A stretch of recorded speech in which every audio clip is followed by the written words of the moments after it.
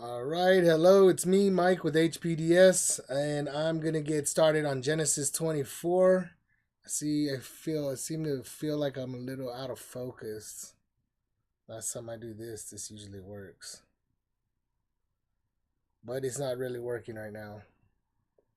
So anyway, I'm gonna get started on Genesis 24. Uh, Before I get started, I'll do the Lord's Prayer like I normally do. Our Father who is in heaven, hallowed be thy name. May your kingdom come. May your will be done on earth as it is in heaven. Please give us this day our daily bread, and forgive us of our debt, as we forgive those in debt to us. And Lord, lead us not into temptation, but instead deliver us from the evil one. For yours is the kingdom of power and glory, Lord, forever and ever. Amen.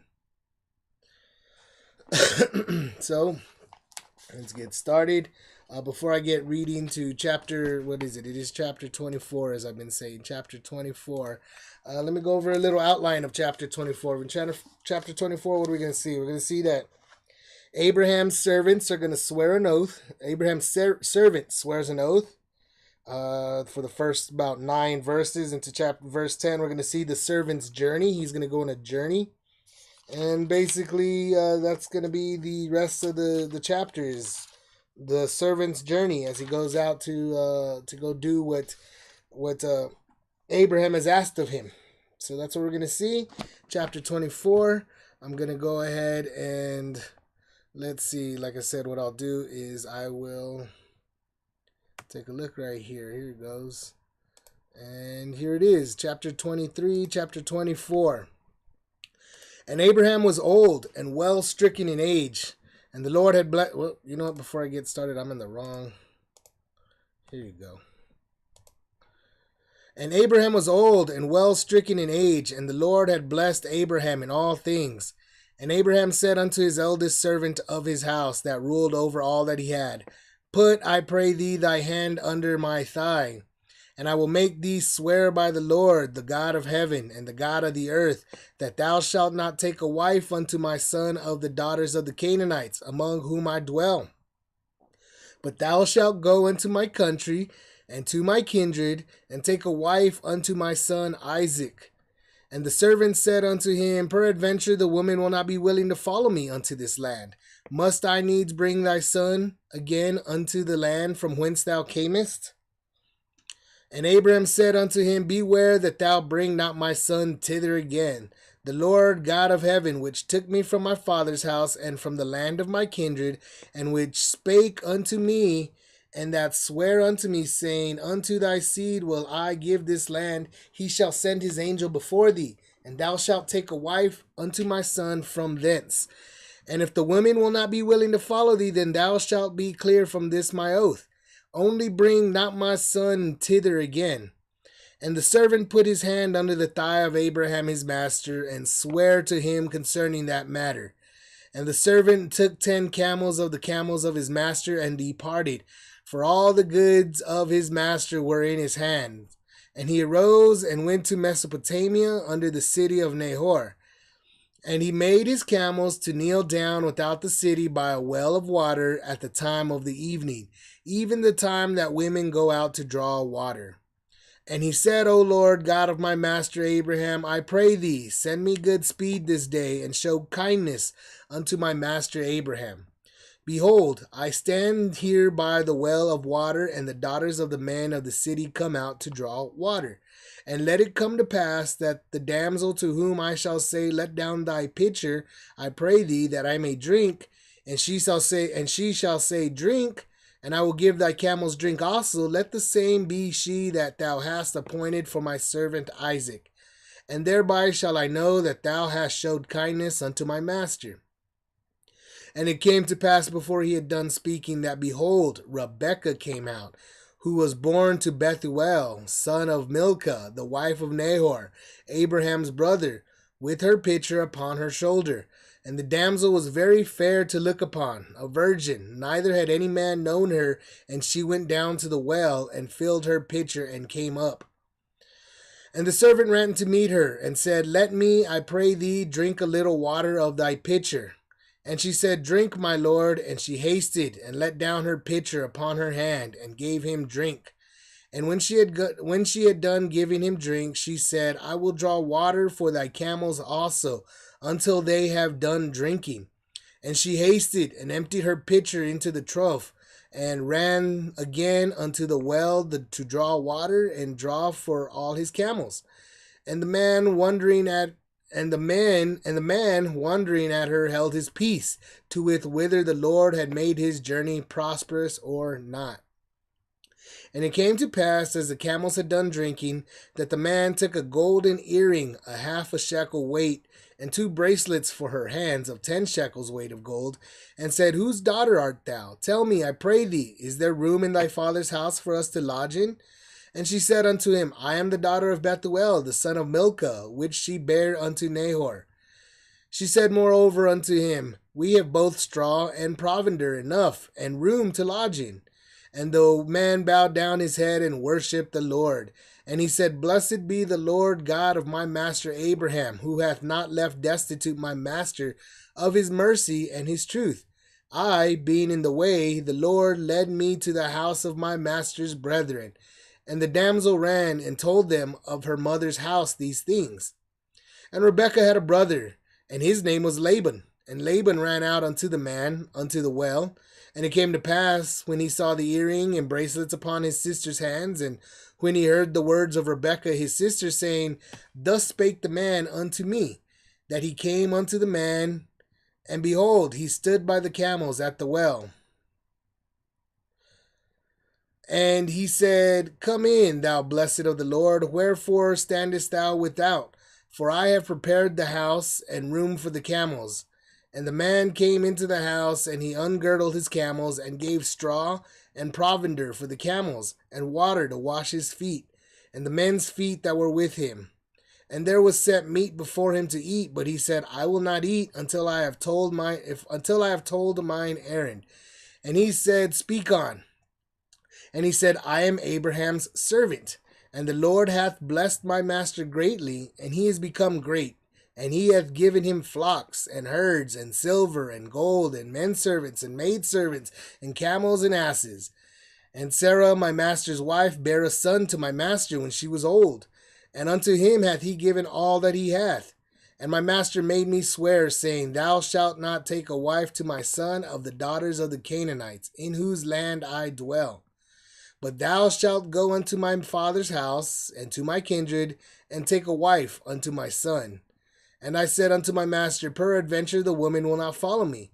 And he said to me, The Lord, before whom I walk, will send his angel with thee, and prosper thy way, and thou shalt take a wife for my son of my kindred, and of my father's house. Then shalt thou be clear from this my oath, when thou comest to my kindred, and if they give not thee one, thou shalt be clear from my oath.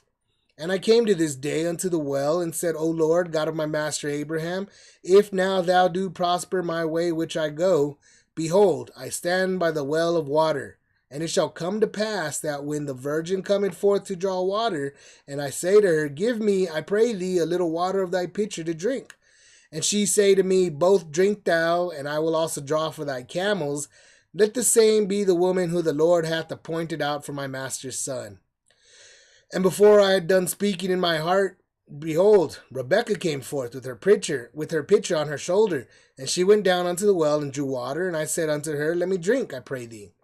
And she made haste and let down her pitcher from her shoulder. And she said, Drink, and I will give thy camels drink also. So I drank, and she made the camels drink also.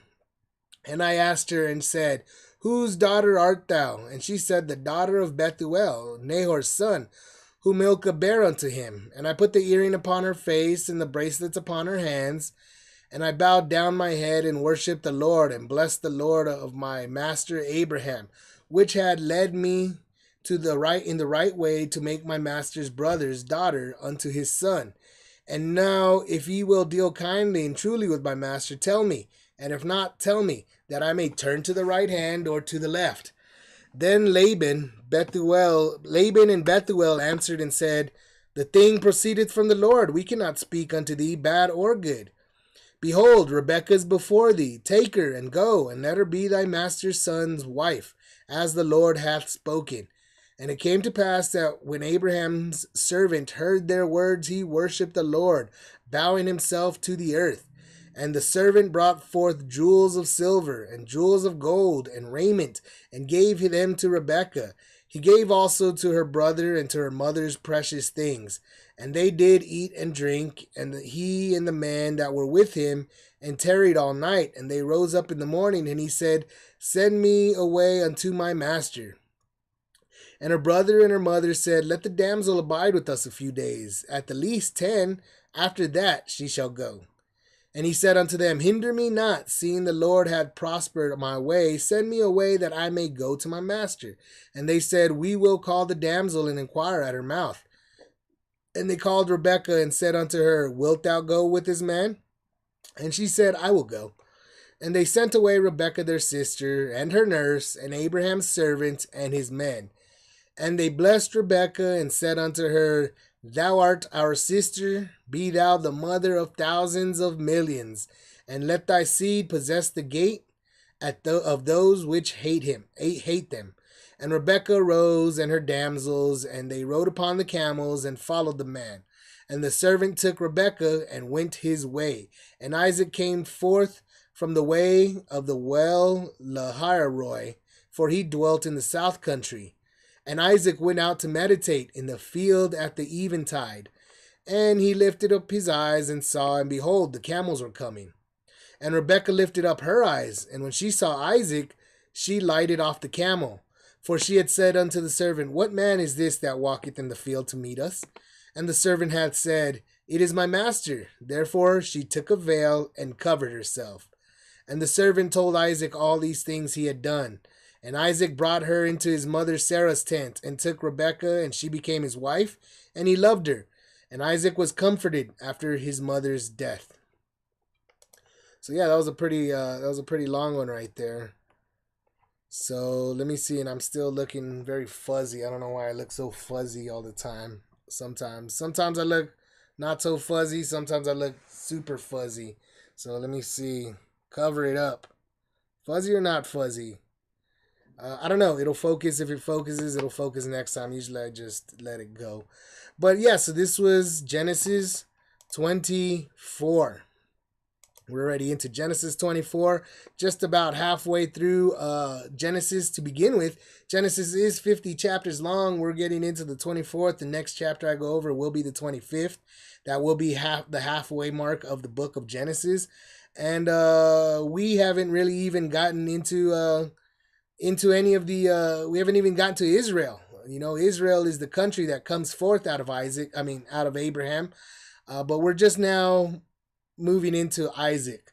So Isaac, if we recall from the last chapter, what was chapter 23 about? Chapter 23 was about the death of his mother, Sarah. Chapter 22 was when Isaac was only 13 years old or so, right? I'm assuming he was 13. I'm not entirely sure. Maybe I'm thinking of Ishmael was 13, but anyway, Isaac was a certain age. He was pretty much a kid.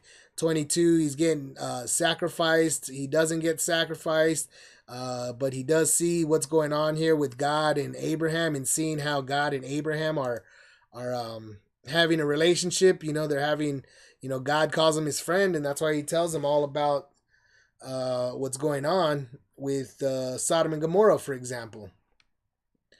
But so getting into chapter 24, though, here we are, and recall again from chapter 23 that there was a reason why towards the end, there's a reason why towards the end they go over the line of Nahor, and it does include Rebekah's name. Let's see.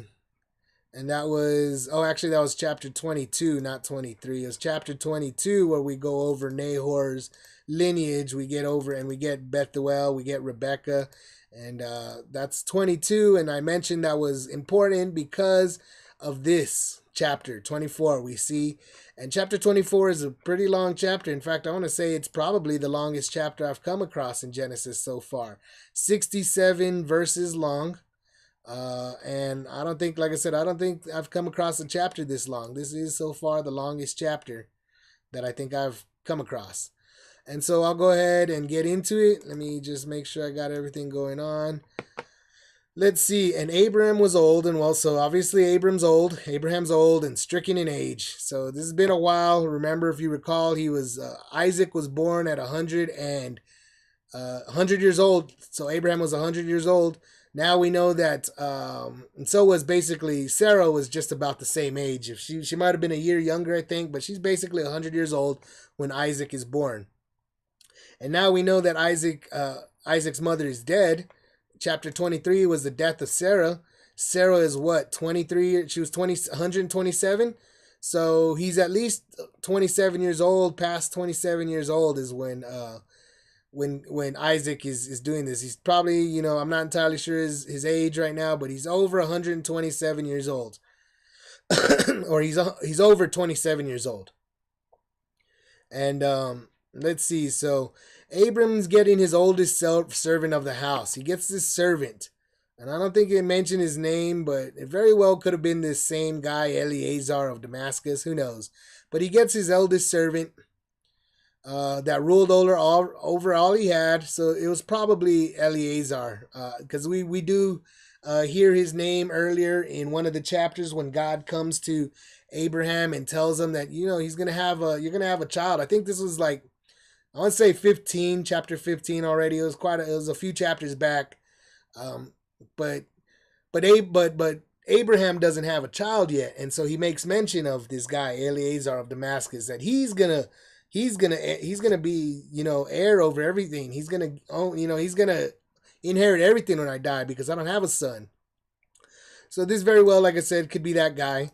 But he's an old servant, and he's obviously a good servant. He's real faithful to Abraham, and he is also, let's see, and I will make thee swear by the Lord. So you could see that Abraham is, in today's world, I'm gonna put it just this way, but in today's age, people say that, oh, you're pushing you're pushing God onto me. Don't be pushing your religion on me. They kind of say it like that, like you're pushing something. These people are preaching, they're pushing God or something, so that's the way I'm going to use is the word push. He's kind of over here pushing God onto these servants, and it's a good thing that he is. These guys, he tells them, I need you to swear by the Lord, the God of heaven and the God of earth. He's telling them, look, there's God, the God of heaven, the God of earth. I need you to swear that you're going to go find a wife, that you won't find a wife from the daughters of Canaanites for my son. Whatever you do, you're looking for a wife for my son. Don't look through Canaan. Don't go in Canaan. Don't do that. Don't. I'm a foreigner here. Don't come find these people. Don't get a wife for him from them. He's telling them that's what he wants. So for some reason, Abraham, even though he's been living with all these people, and they called him in that last chapter, they called him a great prince among them. So these people out in these Canaanites, these people, the line of Heth, that we came across in the last chapter, they clearly respect Abraham. They clearly respect him. He's saved people. He's fought for them. He's fought, with them, alongside them is what I'm saying. He's done a lot of things with them. He's, obviously he's dug wells. Who knows what else he's done, but they clearly respect him. But for some reason, he does not necessarily give them respect, or God has told them or showed them what kind of people these people are. He clearly has something against them. There's some that he doesn't want from them, and it has to do with, obviously, some very personal, very serious, that he doesn't even want his son to have a wife from them. I don't want you to take a wife from them. Go back to my household. That's why he goes. He's telling his servant, go to my country, my family, my household, my parents, my kindred, and there you find a wife for Isaac. And so the servant's like, wow, this is a pretty big task for me. I got to go out back to your home country, which is what does he say? He says that he calls it the Mesopotamia. I don't remember if I read that in here. I think I read the word Mesopotamia somewhere around here. Yeah, there it is. And the servant took 10 camels and departed for the goods of his master, and he rose and went to Mesopotamia unto the city of Nahor. So I don't know where this city of Nahor is, but let me take a look and see if we can't find it. Let of the Chaldees. Let's see if Nahor's name is mentioned here anywhere. Nahor. There's Nippur. There's Sur. There's Haran. There's Mari. Nineveh, Nuzi, Neshruma. I don't really see Nahor, so it could just be, but I'm pretty sure this is Mesopotamia, just around here. So this is where he's going. He's heading out somewhere over here. Mind you, he's probably not going to go through this Arabian desert. That's why we seem to see, it tells us Arabian desert. In fact, you know what? I'm going to go ahead and take a look at Mesopotamia map. I don't think I spelled that right, but Mesopotamia map. So you see right here, Mesopotamia, that's what we're looking at, this Iraq situation coming into Israel. So I'm going to go ahead and take a look at this Google map, close this up.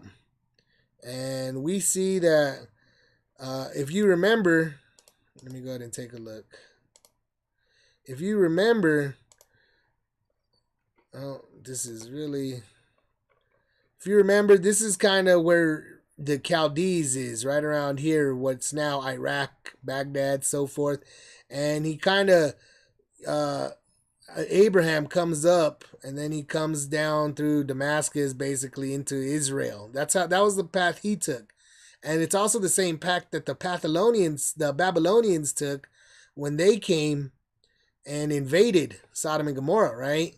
So let me go ahead and take a look at this satellite. And why would they be going up like that? Well, you could even see already in this map. Look at all the green coming up. There's a river. Look at all this nice territory. All around this river is probably nice territory. And then they finally make it up into here, and then they can come down along the coast. And you can see it's all pretty green. But meanwhile, you know, the straight across from Jerusalem straight over here, I mean, you see, there's not much. Even today, there's not much going on here. There's a few little towns along the road, but look, it's all of this appears to be desert.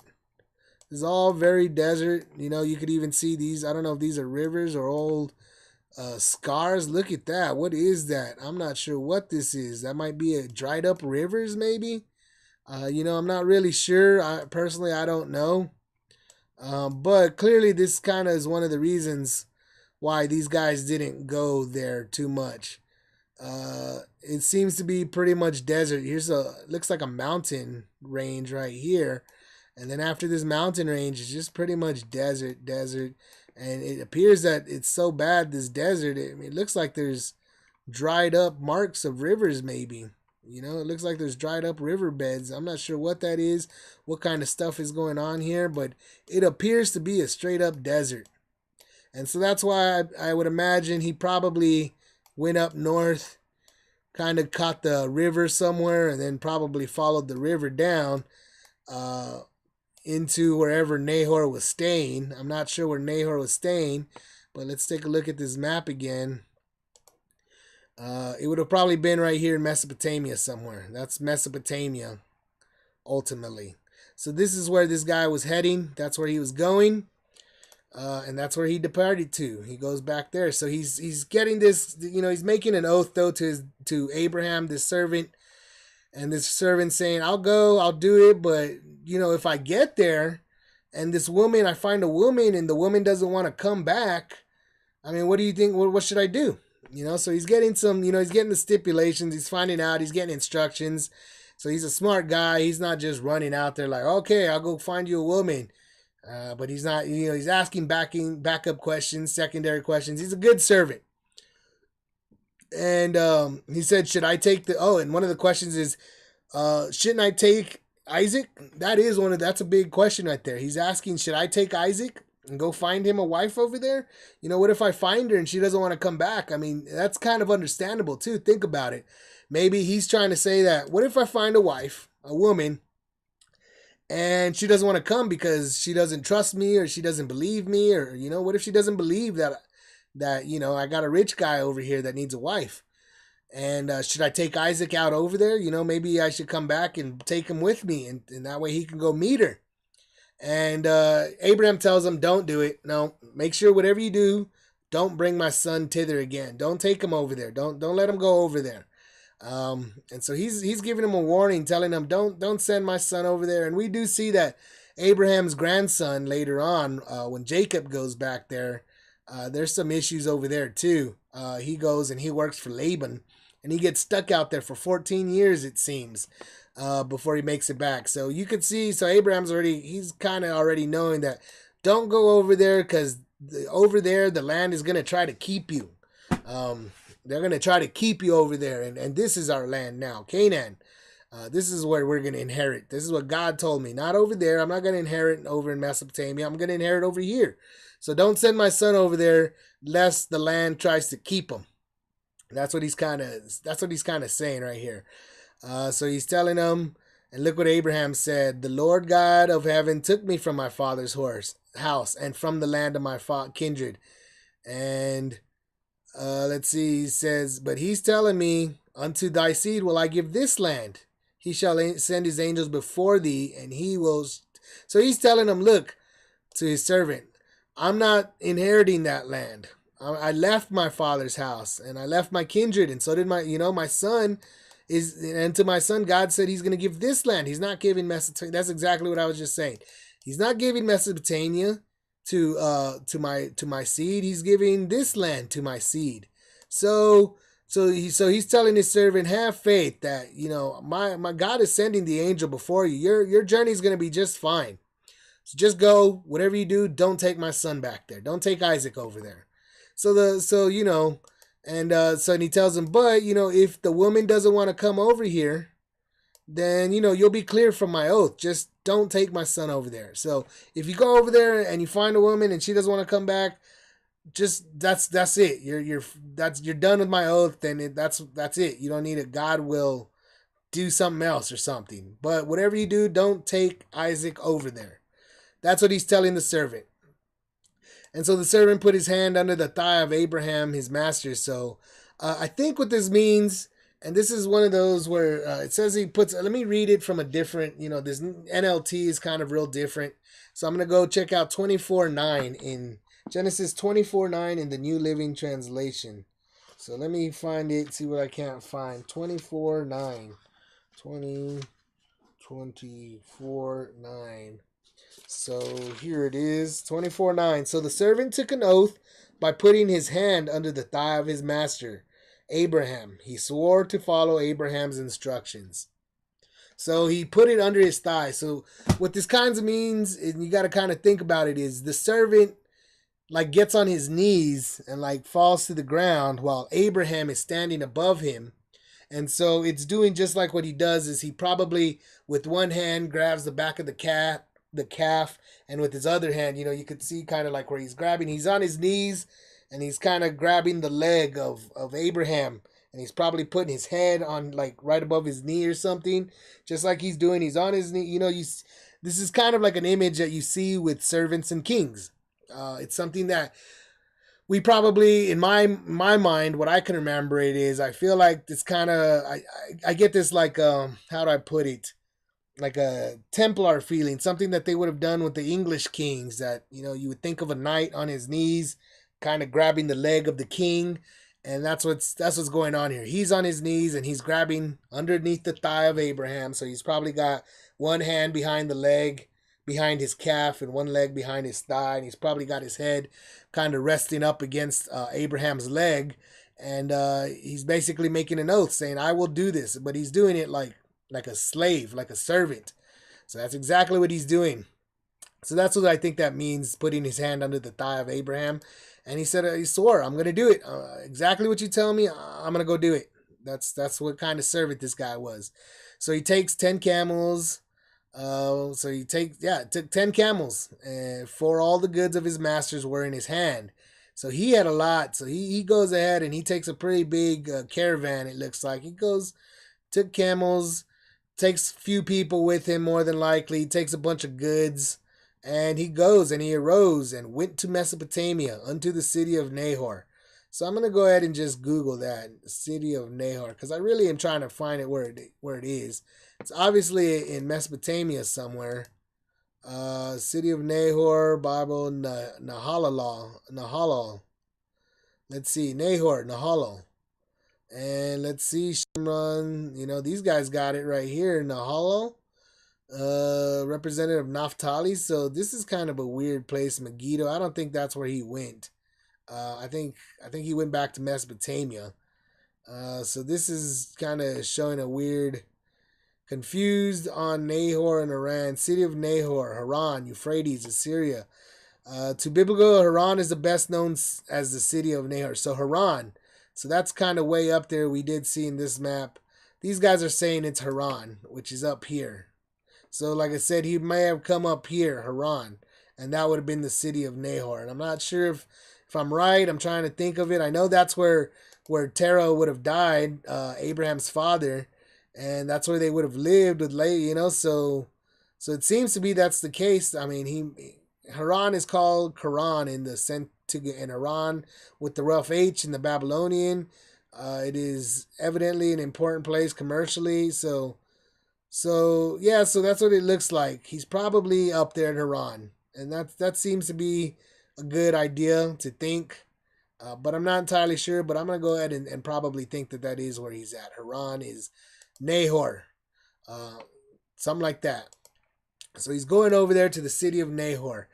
And so he's going up there, and when he gets there, one of the first things he does, he's already pretty much in his location that he's, this is where I'm supposed to be. Takes him, I'm sure, a little while, but this is where I'm supposed to be. And when he gets there, he goes to the city by a well. So he kneels down without the city by a well of water. So that means he's just outside of the city. There's a well of water. It's around evening time, around the time that women go to draw water. And he's there watching the well as when he makes it out there. And that's where he's saying, you know what? I don't know what I'm going to do. I don't know what's going on here, but he prays. Send me good speed this day and show kindness unto my master Abraham. So he gets there and he prays to God, who, remember, Abraham has been pushing God onto this servant and to his entire household. If you remember, this guy would have, of course, been circumcised. The whole house would have been circumcised. So this guy was, you got to keep in mind, they were really, really faithful to Abraham. He was their king, basically. He was the master. They were the servants, and they were loyal as could be. So they're loyal to even his God. As far as they know, Abraham is the smart guy. He is the most favored guy there. He's somebody special, so special that he takes care of them, and they all follow him, and they follow his God as well, because that's who Abraham followed, was God. So he prays to God, and he tells him, hey, show me kindness show my master kindness, because here I am by the well, and here are all these women of the city, the men of, daughters of the men of the city. They're coming out. And he goes, so please, choose for them, choose for me, choose for Abraham, choose for Isaac.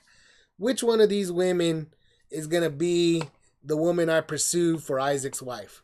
Tell me, show her to me. In fact, the easier you make it, that'd be best, God. Please make it easy. Don't make me go out, follow them and find them and do a bunch of stuff to find them. Just let it be easy is what he's asking for. And he's, God, please just show her to me. And he gives he's all, give me a sign. In fact, make it this sign. That I'm gonna ask him. I'm gonna ask a woman, give me some water, please. And she'll say, all right, drink. But then she will also say, let me also get drinks for your camels. And remember, there was 10 camels. He had 10 camels with him, right? So she was giving water to 10 camels. And I don't know how much a camel drinks, but I've heard that camels drink a lot and that they don't need to drink very often. But when they do drink, they drink quite a bit.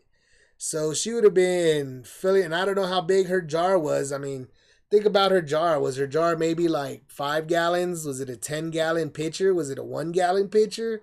It doesn't really say how big her pitcher was, but that means she would have been, I guess, tying it to like a rope and lowering it down into the well. And it doesn't say how deep the well was. The well could have been 10 feet, could have been 20 feet. Who knows how deep it was, but it was going down there, and there was water. And then she would bring it up, And as she was bringing it up, she's lifting it. It's not like today where they would have had electric motors. Who knows if they would have even had a little spindle or whatever that she might have been cranking. Who knows if they had that technology? It could have just been that there was a rope there tied to something, and there was just a big hole with some bricks maybe lying around it, and she was just lowering it down in there and picking it up by hand. So it could have been that. So who knows how long she spent, giving water to 10 camels and this man, and who knows how big, but it probably was a bit of time, because there she goes, and that's what he asked for, that whoever gives me water and then also offers to give waters to my camels, because there's a lot of us. So this is a big gesture that she was making. She was coming out and she found this guy, and she knows he was a stranger, and she sees him with all this stuff, and she says, you know what, let me serve you, Mr. Servant of Abraham. And that's what happens. So as soon as he's asking for that, he asks God, just let it be easy. She'll come out to me. I'll ask her for water, and she'll ask to go ahead and give my camels drink also. So as soon as that happens, here comes Rebecca. And this is Rebecca is exactly who, basically that's exactly who Abraham was looking for. Didn't even know that's who he was looking for, but she was mentioned a couple of chapters earlier. So technically, Abraham knew who Rebecca was. Rebecca may not have known who Abraham was, or maybe she did, but she didn't necessarily know who he was because they never met. And it could very well be the same thing, that Rebecca knew who Abraham was, but she didn't know who he was. They never met. And same thing of Abraham. He knew who Rebecca was, but they never met. So it turns out this is where Rebecca is coming into the picture. She comes out. She has her picture on her shoulder. Look, she's also very pretty. She's a virgin. She's everything that this servant is looking for a wife for his master's son, Isaac. Everything he's looking for. Perfect. The first person he comes across. That's how easy this trip was. And when he runs up to meet her, he asks her, hey, can I get a little drink of water from your pitcher? And she's, yeah, here's a drink. And then she gets out, she's like, and she gave him a drink. She's like, and when he was done drinking, she goes, hey, let me get some water for your camels too. Your camels look thirsty. And so let me give the camels some water. And so she hasted and emptied her pitcher into the trough and ran again and drew for all his camels. So probably ran at least 10 times to do this. I mean, imagine that maybe one pitcher was enough. Maybe it was like a big old pitcher, and maybe that one pitcher was enough that a camel would drink. So she probably went and did it maybe about 10 times, just enough for all the camels to drink and get their fill. So like I said, I could probably Google it. How much does a camel drink? And let's take a look. A camel can drink, wow, a typical camel can drink 53 gallons in 3 minutes. That's hard to believe. But hey, I'm not one to second guess these people. Apparently they can store a lot of water in 3 minutes. That camels that store water, after all, the water has to go somewhere. But they also don't drink. Sometimes they don't drink. So that's 53 gallons. I mean, that's a lot of water. And so potentially she drew something like, potentially several hundred gallons of water for these camels. She potentially drew 100 gallons of water. And like I said, that's a lot of water. Let's say it was 100. That means these 10 camels drank maybe 10 gallons apiece. Apparently that's something that can easily be done by these camels. But yeah, potentially she drew maybe anywhere from 100 to 500 gallons of water with the little camel. And that's what she did. So this was a huge gesture that she was making. It was a huge thing for this man to find a woman like that right as soon as he shows up. And it was godly. It was a sign from God. It was ordained by God. Abraham told him, hey, I'm going to send God is going to send his angel out to make this trip easy for you. So just go. God has already told me to send you, and you would just go and you'd find her. And if you don't find her, don't worry about it. But you're going to find her. God already told me you would. And so he goes, and after they're done drinking, that's why, what does he do? He takes a golden earring of half a shekel weight. So probably an expensive earring, a pretty big earring. It was half a shekel of weight. It's probably pretty big earring made out of gold, and he gives her 2 bracelets that 10 shekels weight of gold. And I don't know how much a shekel is. How much does a shekel weigh? So let's see. Shekel could be anything between 18 and 16 grams. And so it's about a quarter of a pound, right? I think no, an ounce. So no, not a pound, an ounce. So an ounce is like 32 grams. So it's just about half a gram, half an ounce. So they're 10 shekels. So let's just say about 5 ounces of weight. And I think 5 ounces, I mean, considering that I think an ounce of gold in today's, how much is an ounce of gold? How much does an ounce of gold cost? So mind you, it's about five ounces, perhaps potentially 5 ounces each of these. 10 shekels is maybe about 5 ounces of gold. And let's see, gold price right now. Gold is running. Wow, look at that. Per ounce, it's $1,200. So potentially, this is like a $5,000. What we would know is like a $5,000 bracelet, and he gave her 2 of them, and also half a shekel, which once again half a shekel is maybe these earrings were like basically about a quarter ounce of weight. So these earrings in gold are also pretty heavy for earrings. These are pretty. He's giving them a lot. This is a lot of money that he just gives her, just like that. Like, hey, here you go. And he finds out, whose daughter are you? And and he's asking her all these questions. Tell me, I pray, these are room in your father's house. Can I sleep with you? Can I stay with you guys tonight? I'm looking for you. He becomes really friendly after this. And she's also kind of blown away, like, wow, this is a lot of stuff you just gave me, a lot of value, at least. Not a lot of stuff, but you gave me a lot of value. And all I did was water your camels, in her mind, So it was a lot of money that she was getting, and so she's pretty surprised, and she tells him who she is, Bethuel. I'm the daughter of Bethuel, and I'm Nahor's grandkid. And she's saying, yeah, we do have some room to lodge in. So then all of a sudden she sees this man fall to his face. He bows down. He worships the Lord. So it's a pretty intense encounter. It's a strange encounter. It's a long encounter. It's a pretty decent encounter, and that's what this is, an encounter. And it's very ordained by God. God was making this encounter happen. He was helping them out. He was making it easy. He was bringing these 2 family members, if you think about it, kind of together. And he gets down and he worships the Lord. So it probably was something interesting for her to see that, wow, I didn't know, this is just a regular day for me, and I just came outside to get some water, and all of a sudden, look, this dude's giving me all kinds of money. He's showing me the power of God. That's what's going on. So she ran. So she runs and tells her mother. She goes as fast as she can. She says, stay here. I'm going to go grab the people from my household.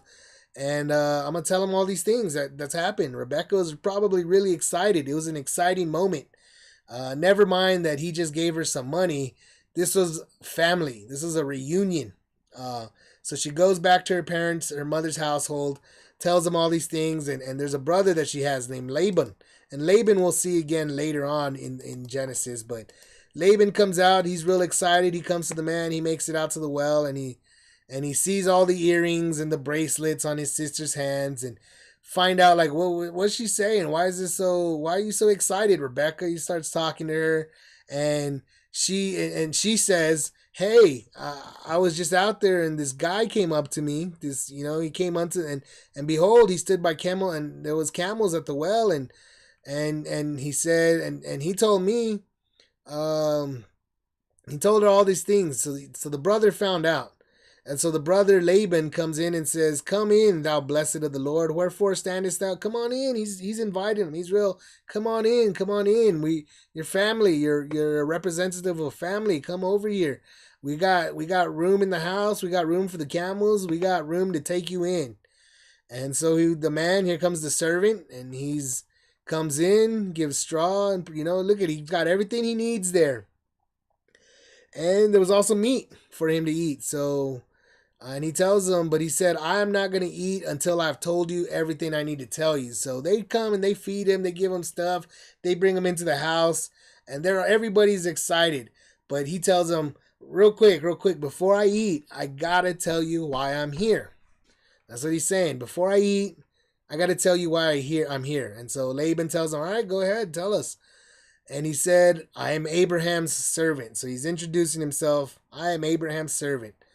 And the Lord hath blessed my master greatly, and he's become great. And he's telling him, I got your, Abraham, who you know about. You know him as family. He's one of y'all's family's household. He's one of y'all's genealogy. He's, he left here about, I don't know, almost 50 years ago, over 50 years ago.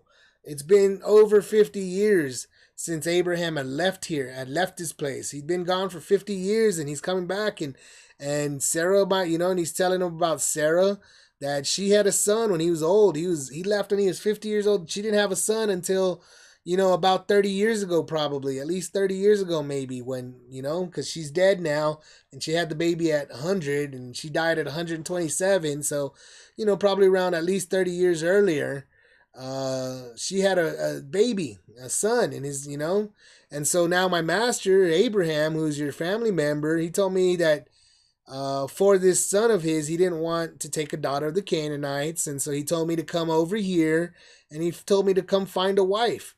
And so while I was over here, I asked, he gave me instructions. My master is very rich, and he's very smart, and he's very wise, and he's got God. God is with him. God gives him instructions, and part of the instructions I was given was to come over here, find a woman.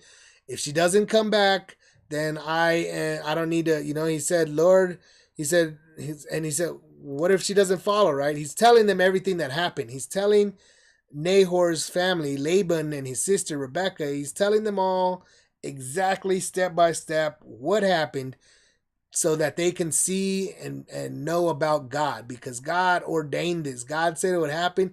It was like a complete, for them, it was like, I don't even know. Who knows how far I go, and if I get out there, who knows who I'll find, and who knows if she's going to want to even come back. I mean, it was a shot in the dark. It was like finding a needle in a haystack, what he was sent out to do. This is a complete, you got to think of the time and where they were, and they were on foot, they were on camels. It's 50 years later. They had absolutely no idea what they were going to come across. He had no idea.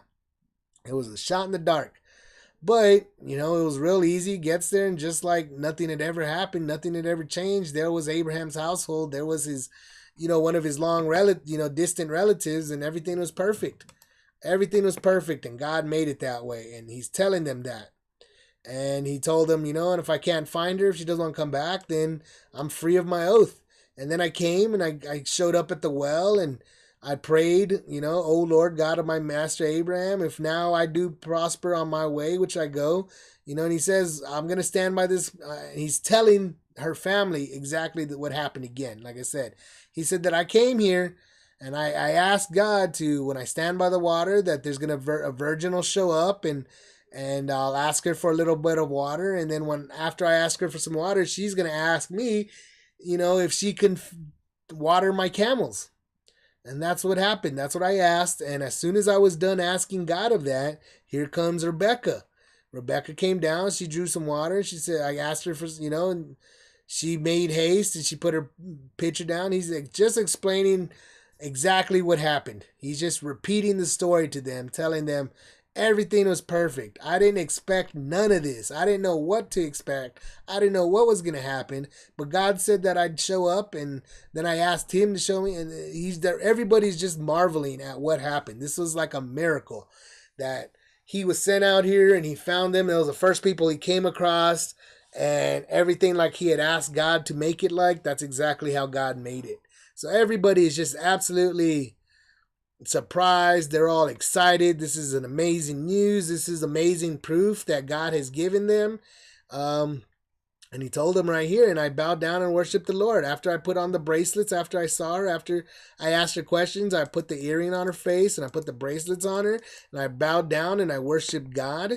and I was thanking God because He led me right away to take my master's brother's daughter onto His hand. It was like perfect. I came and I found Rebecca, is what He's telling them.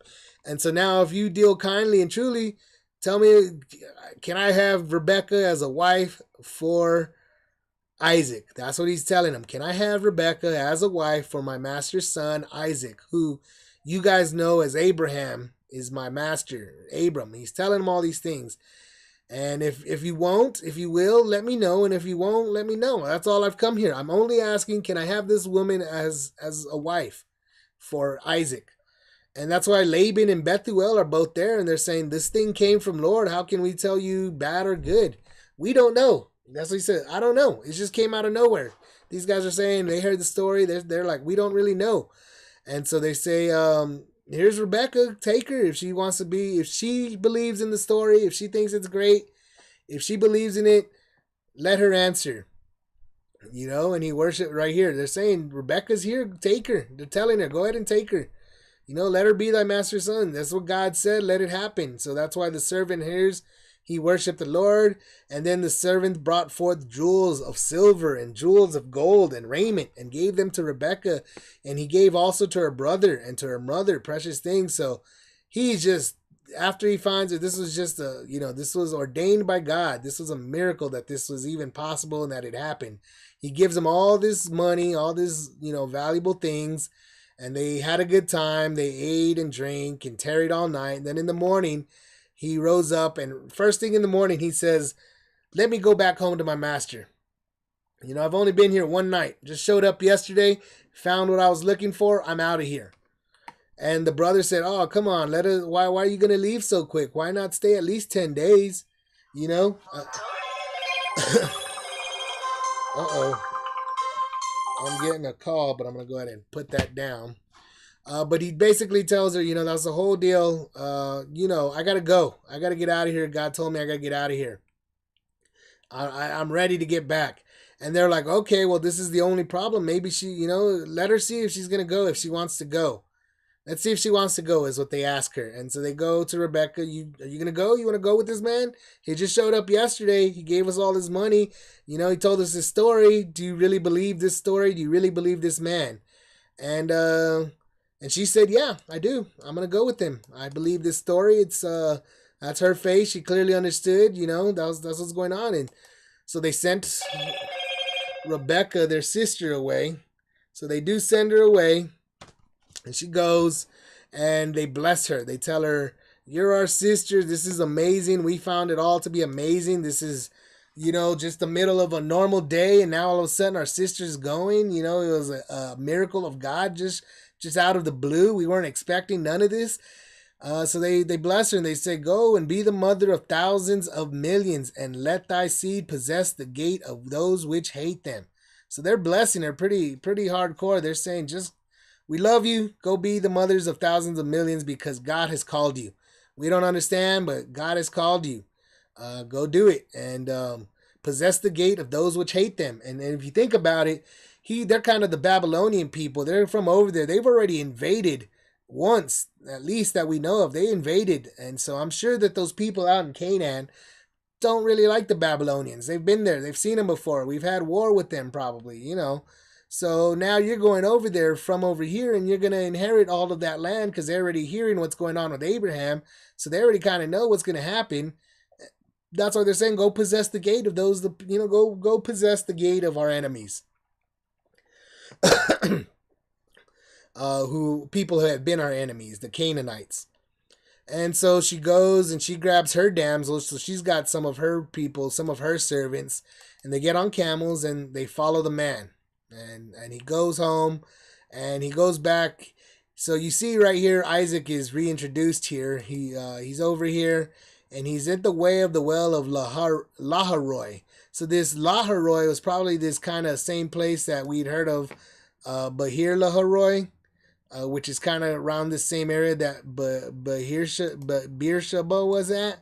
So where was Bahir Laharoi? Something like, I don't know if this one shows us. I know I had a map that did show it, but it's basically kind of in the south area, obviously. That's where he's at. It's this south area. This is where Isaac has kind of been. Here he goes, Bahir Laharoy. So he's kind of in this area. So he's been spending. He's been spending time in the south, just where he was at the time, and he's meditating. And here he sees something where he's the one that sees them. It just turns out that they're coming into his area where he just happens to be. That's Isaac right there. This is God perfectly doing everything perfect. And so he gets down there and she sees him. Rebecca sees Isaac. She finds out who he is. And when she finds out who he is, that's going to be my husband. Oh, wow. So she takes a veil and she covers herself. And the servant told Isaac all this. So the servant goes up to him and he tells Isaac, oh, let me tell you this story. He tells him, let me tell you what happened and how it happened. It's an absolute miracle. Here's your wife. It's perfect. And Isaac's hearing this story and he's saying, wow, look at all that God did for me. Think about that. This would have been Isaac's mentality. Is Isaac would have remembered, almost being sacrificed. He's like, wow, like, before I knew anything about God and before I really knew anything about Abraham and how Abraham, my father, spent time with God, I mean, all I really knew about God was all of a sudden he was going to kill me one day. And then he saves me from my own father, my father was going to sacrifice me one day. And God told, God saved me from that. God showed me that he's not that kind of God. Our God doesn't sacrifice. Our God is a good God. He's a perfect God. He's a righteous God. He isn't some God of destruction, some God of terror and horror. No, that's not what he is. He's kind to us. And then now he's also seeing this. Now look what Abraham, as for Abraham's sake, this is what God is doing for Isaac. So God is like, Isaac is seeing God like, wow, I didn't even try. I didn't even have to do anything.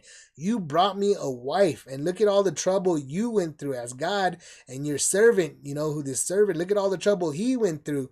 And really, even though it was a lot of trouble to travel out there, it really wasn't any trouble at all because God made it so easy. So this is what Isaac is seeing. Isaac is seeing, wow, like he just looks up and here's your wife. Wow, really? Yeah, she's pretty too, isn't she? Blah, blah, blah, and so forth. But that's what Isaac is seeing. And that's how it ends. He's got his wife after this incredible journey, after this incredible miracle of what happened. Isaac's got his wife, and his wife is Rebecca. And we will see what happens between Isaac and Rebecca, because up until now we've been reading about Sarah and Abraham. So the next chapters we'll start going over Isaac and their children and so forth. But until then, I'm going to go ahead and I'll end this video now. I clearly have got some things to take care of personally, but to whoever who may be watching this, I'll go ahead and say, as I've been saying, please like the video, subscribe to the channel, and God bless you, and I pray that we all bless Jesus Christ, and may Jesus Christ bless all of us. Amen.